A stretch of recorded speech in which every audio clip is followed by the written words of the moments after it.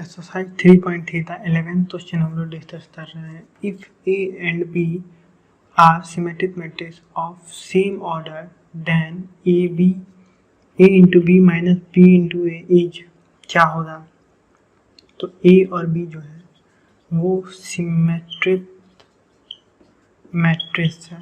इसका क्या मतलब हुआ, ए ट्रांसपोज ए के बराबर होगा और बी ट्रांसपोज बी के बराबर होगा। सिमेट्रिक मैट्रिक्स में यही होता है।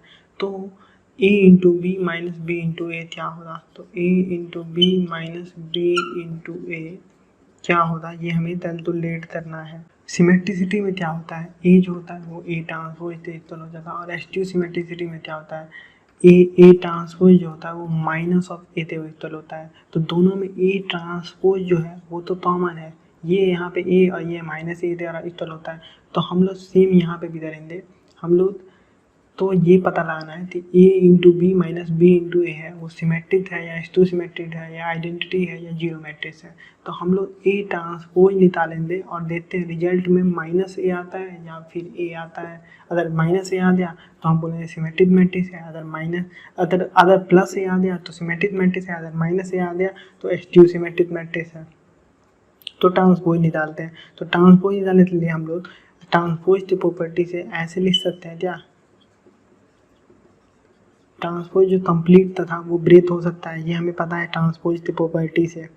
उसके बाद अगर हम लोग जानते हैं कि ए इंटू बी का ट्रांसपोज, तो हम लोग ऐसे भी लिख सकते हैं B transpose into A transpose. ये भी ट्रांसपोज की प्रॉपर्टी का ही मैं यूज कर रहा हूँ, ये प्रॉपर्टी बेस्ड क्वेश्चन ही है ये। तो इसे हम लोग लिख सकते हैं B transpose into A transpose minus A transpose into B transpose लिख सकते हैं। ये प्रॉपर्टी में मैंने पढ़ाया है ट्रांसपोज का, जब मैं प्रॉपर्टी पढ़ा रहा था। अगर आपको नहीं पता है तो आप पिछला वीडियो जाते देखिए जहाँ मैंने ट्रांसपोज की प्रॉपर्टी बताई है। तो फिर B transpose into A transpose, तो ये हम लोग लिख दिया। अब हम लोग क्या करेंगे, क्योंकि हमें पता है कि ए ट्रांसपोज जो है वो तो ए के इक्वल है और बी ट्रांसपोज जो है वो बी के इक्वल है, ये दोनों। तो हम लोग यहाँ पे बी ट्रांसपोज यहाँ पे बी लिख सकते हैं और ए ट्रांसपोज तो यहाँ पे ए, इस दोनों की मदद से। तो यहाँ पे बी इंटू ए हो जाएगा और यहाँ पे ए इंटू बी हो जाएगा। क्लियर है। तो अब हम लोग माइनस कॉमन ले लेते हैं। तो क्या आएगा, A B minus B A. Clear है। तो अब आप देखिए यहाँ पे क्या था, A into B minus B into A था। Transpose is equal to minus of A B into A है। तो यदि हमने माइनस कॉमन ले लिया तो यहाँ पे माइनस कॉमन लिया तो ये माइनस था, ये पॉजिटिव हो गया और ये पॉजिटिव था तो ये नेगेटिव हो गया। हमने माइनस कॉमन ले लिया तो A B into minus B A तो आ गया, पर नेगेटिव साइन के साथ आया। नेगेटिव साइन के साथ आया, इसका क्या मतलब है, ए ट्रांसपोज अगर माइनस ए तो लाया तो इसका क्या मतलब है, एस्ट्यू सिमेट्रिक। इसका ये मतलब है एस्ट्यू सिमेट्रिक है। एस्ट्यू सिमेट्रिक है मतलब A into B minus B into A का ट्रांसपोज जो है वो इक्वल होगा A into B minus B into A के बराबर होगा। क्लियर है। तो ये एस्ट्यू सिमेट्रिक से इक्वल हो गया, एस्ट्यू सिमेट्रिक हो गया। तो हमारा कौन सा ऑप्शन होगा, ऑप्शन 1 ए एस्ट्यू सिमेट्रिक है।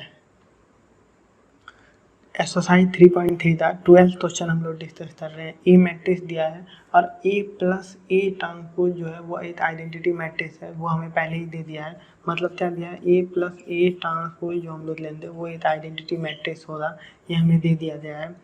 और बोला गया है कि अल्फ़ा का क्या वैल्यू होगा। यहाँ पे जो अल्फ़ा है cos alpha sine alpha minus sine alpha cos alpha, इसमें अल्फ़ा का क्या वैल्यू होगा। तो यहाँ पे आप देख रहे हैं एक ही कंडीशन सिर्फ दिया हुआ है, A plus A transpose equal to 1। तो इस कंडीशन में हम वैल्यू पुट करते चेक करते हैं कुछ वैल्यू निकल जाए, शायद अल्फ़ा का वैल्यू आ जाए इसके थ्रू। और तो कंडीशन दिया भी नहीं है, सिर्फ यही एक कंडीशन दिया है, तो इसी कंडीशन में पुट करते हैं value. Cos alpha minus sine alpha cos alpha plus transpose कर दो इसी का। तो ये जो रो में है इसे कॉलम में ला देते हैं, cos alpha minus sine alpha, और ये जो रो में है इसे कॉलम में ला देते हैं sine alpha cos alpha equal to identity matrix मतलब 1 0 0 1। क्लियर है। अब हम लोग एडिशन करेंगे, एडिशन होने वाला है इस दोनों मैट्रिक्स का। तो cos alpha plus cos alpha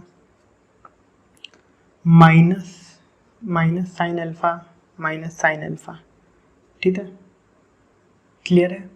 तॉस alpha plus cos alpha minus sine alpha plus sine alpha 0, sine alpha minus sine alpha 0, cos alpha 2 cos alpha, तो यहाँ पे भी 2 तॉस अल्फा लिख देता हूँ, जैसे 2 तॉस अल्फा था तो 2 तॉस अल्फा इक्वल टू क्या है, आइडेंटिटी मैट्रिक्स। अब हम लोग कंपेयर करेंगे, कंपैरिजन होगा, तो आप कंपैरिजन देखिए 2 तॉस अल्फा इक्वल टू 1 होगा, तो तॉस अल्फा इक्वल टू 1/2 होगा। तो तॉस 1/2 तब होता है, तॉस 1/2 तब होता है, तॉस 1/2 होता है 60 डिग्री पे, 60 डिग्री पे तॉस 1/2 होता है 60 डिग्री, तो जी हमें पता ही है तॉस 60 डिग्री जो होता है वो 1/2 होता है। तो हम लोग लिखेंगे तॉस अल्फा इक्वल टू तॉस 60 डिग्री, मतलब अल्फा इक्वल टू 60 डिग्री, ठीक है। अब तो दिख रहा है अल्फा इक्वल टू 60 डिग्री, तो हमारे पास एन दिला दिया alpha equal to 60 degree, alpha equal to 60 degree मतलब क्या, π/3, मत 60 डिग्री तो कैसे लिखा देंगे π/3, मतलब पाई मतलब 180/3, तो ये 60 डिग्री आ गया।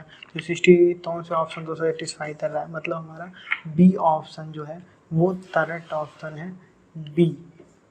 तो एक्सरसाइज इसके साथ एक्सरसाइज 3.3 कंप्लीट हो चुका है। अगर आपको अच्छा लगा तो आप चैनल को सब्सक्राइब करिए, अगर अब तक सब्सक्राइब नहीं किया है तो अपने दोस्तों को भी बताइए कि सर बहुत ही अच्छे तरह से समझा रहे हैं, आप वीडियो को देखिए, शेयर करिए।